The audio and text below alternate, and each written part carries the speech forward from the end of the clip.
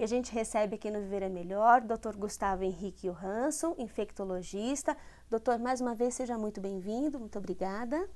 Obrigado, eu que agradeço. Para começar, vamos nesse bloco falar sobre febre amarela, uma situação que tem preocupado a população. Até primeiro eu queria que o senhor explicasse o que é a febre amarela. Bom, a febre amarela é uma doença transmitida por um vírus. É uma doença que já existe no Brasil há centenas de anos, vindo já junto com o tráfico negreiro, né, na época que isso existia. Primeiramente chegou da África, na América Central, e depois chegou no Brasil. Bom, é uma doença potencialmente séria.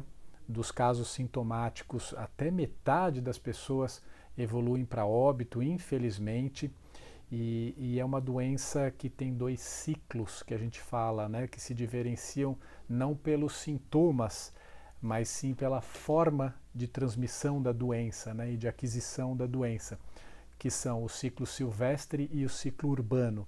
Só lembrando que no Brasil há muito tempo havia esses dois ciclos, e desde 1942, graças ao controle do mosquito transmissor e graças principalmente à vacinação, nós temos mais o ciclo silvestre. Então, desde 1942, nós não temos a forma urbana de transmissão da febre amarela aqui no nosso país. E o que causa, doutor, a febre amarela? Então, a febre amarela é uma doença causada por um vírus, é um vírus único e que obrigatoriamente precisa de um vetor, ou seja, uma ponte para que o ser humano seja contaminado. Nós temos principalmente o macaco no ciclo silvestre como uma vítima que é picada pelo mosquito, e no ciclo urbano o mosquito pica o ser humano. Então, um mosquito contaminado pica o ser humano e com isso há a transmissão do vírus para essa pessoa até então sadia, mas que passa a adoecer pela febre amarela e que, portanto, também acaba sendo um transmissor da febre amarela se um outro mosquito vier e picar e assim contaminar uma outra pessoa sucessivamente. Agora, doutor, para quem está acompanhando, quais são esses sintomas?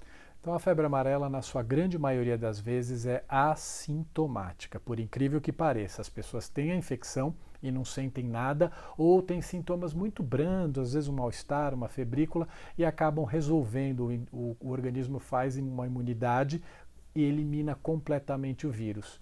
No entanto, existe uma parcela das pessoas infectadas que acabam desenvolvendo sintomas. Esses sintomas, no início, são principalmente febre, mal-estar, dor de cabeça, perda de apetite, sintomas que são muito parecidos com várias outras doenças infecciosas, inclusive com a gripe, com a dengue. Então, no início é muito difícil a gente fazer o diagnóstico porque os sintomas são muito genéricos. A gente não consegue especificar e apontar uma doença propriamente dita. No entanto, com o passar dos dias, esses sintomas evoluem e o fígado acaba sendo o órgão mais comprometido. E aí surge a icterícia, ou seja, é aquele pigmento amarelado que circula pelo corpo e que a gente consegue ver principalmente nos olhos, na esclera, no branco dos olhos, o amarelo, que fica amarelado. Isso a gente dá o nome de icterícia. A urina fica escurecida, as fezes ficam brancas e o indivíduo pode evoluir para quadros mais graves, em que a pressão arterial acaba sendo diminuída, pode ter fenômenos hemorrágicos, isso significa dizer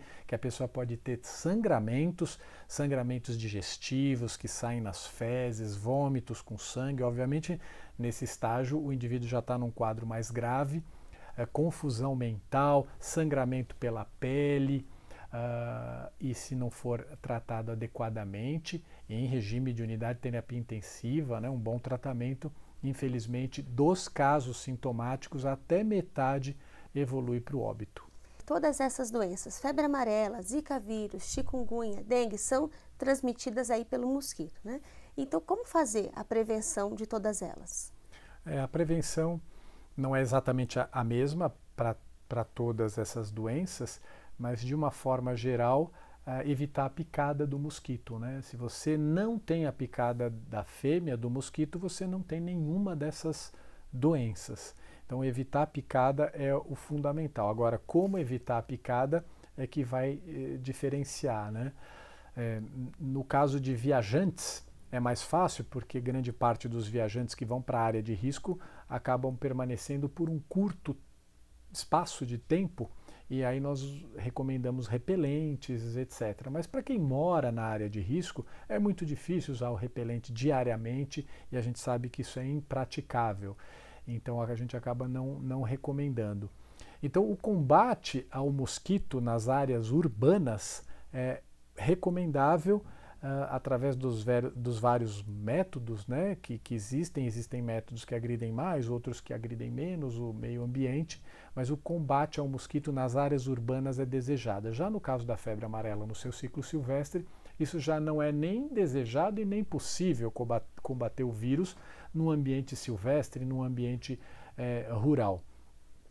Agora, a gente sabe que de uma forma geral, para doenças infecciosas, e essas doenças virais não são exceção, a principal forma de prevenção é através da vacina, da vacinação. No caso dessas doenças que nós estamos comentando, existem vacinas apenas para dengue. Recentemente tem uma vacina que já saiu, que mostrou uma boa eficácia. E para a febre amarela, ainda para Zika e para chikungunya, essa vacina ainda não existe. Nós estamos aguardando. Então, enquanto não chegar a vacina, a gente ainda vai lidando, tentando evitar a picada do mosquito da maneira que for possível, seja você viajante ou seja você de área rural. Obviamente que os órgãos sanitários têm uma grande responsabilidade nisso, né, no combate, principalmente a proliferação do mosquito nas áreas urbanas, mas a população também tem sua grande parcela, e a gente sabe que é um mosquito que está muito adaptado às condições urbanas. Então, aquela velha história de você evitar água parada é o que nós recomendamos, né? É um mosquito que procria nas áreas peridomésticas, né? Então, toda água parada não é bem-vinda. É bem-vinda para o mosquito, mas para nós não. Ele tem mais chance de se proliferar. Então, evitar a todo custo água parada. E, no caso aí, como eu disse, dengue e febre amarela, a vacina é que é a principal forma de prevenção. No caso de evitar água parada, medidas simples que fazem parte do cotidiano, inclusive, né, doutor? Sobre a febre amarela, qualquer pessoa pode se vacinar? Tem alguma restrição? A vacina da febre amarela não está indicada de uma forma deliberada para todo mundo. Existem pessoas que realmente existem contraindicação. Então, as contraindicações principais são indivíduos que têm algum grau de depressão da imunidade, imunodepressão, né? Seja por tratamento de câncer, que abaixa a imunidade, seja por uso de corticosteroides, mas é uso crônico, não aquele uso por alguns dias, né? Um uso mais prolongado. Crianças, bebês abaixo de 6 meses de idade, contraindicação absoluta. De 6 a 9 meses de idade, bebês podem se vacinar, mas em situações de grande risco. Acima de 9 meses de idade está indicado. Mulheres grávidas, né, as gestantes, não está recomendado a vacinação, bem como as mulheres que estão amamentando.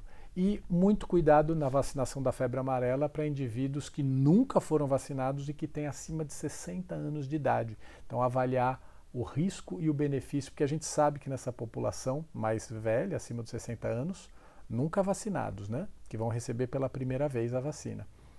Essa população pode ter eventos adversos, que são os efeitos colaterais, né, da vacina de uma forma mais prevalente, mais comum do que os indivíduos mais jovens, né? E essa vacina pode ajudar a proteger contra o Zika vírus, o chikungunya?